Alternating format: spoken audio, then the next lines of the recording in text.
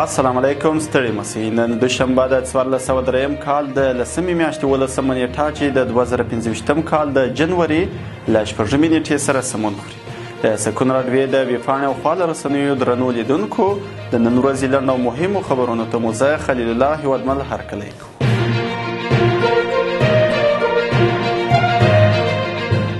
د خوست امنیتي مسؤلین وایي چې تېره شپه د خوست ښار په لومړۍ حوزه کې د استوګنې په یو اپارتمان کې د ګاز نیونې له امله د یوې کورنۍ 15 تنه مړه سوي دي چې یوه ښځه هم پکښې شامله ده. د خوست امنیتي قمندانۍ ویان طاهر احرار ویلي دغه کسان د پکتیا سروبي ولسوالۍ اوسېدونکي وه چې خوست ته د یو ناروغ د درملنې په موخه ورغلي وه.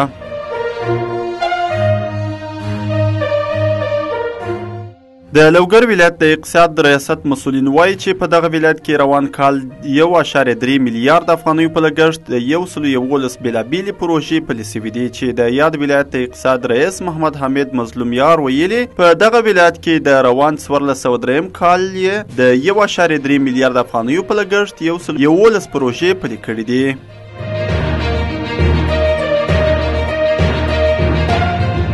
د ملګرو ملتونو د ماشومانو د ملاتړ صندوق یونیسف ویلي چې په افغانستان کې د ماشومانو ته د لومړنیو زده کړو په موخه په ټول ولایتونو کې نږدې 2000 ټولګي جوړ کړي دي. یونیسف وایي د زده کړو د نړیوالې ټلوالې په ملاتړ یې دغه ټولګي جوړ کړي دي چې شاوخوا 6000 ماشومان پکښې په زده کړو بوخت دي.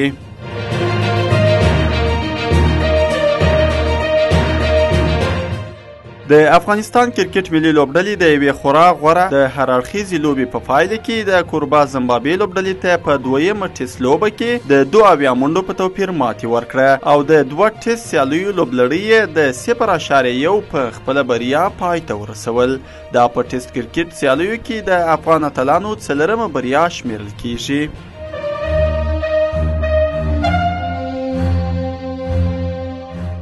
د خیبر پښتونخوا په لکي مروت ولسوالۍ کې وسلوالو 2 پولیس په ډزو وژلي دي. دغه پیښه د غزني خیلو په نوم سیمه کې سوې چې وسلوال تر برید وروسته تښتېدلي دي.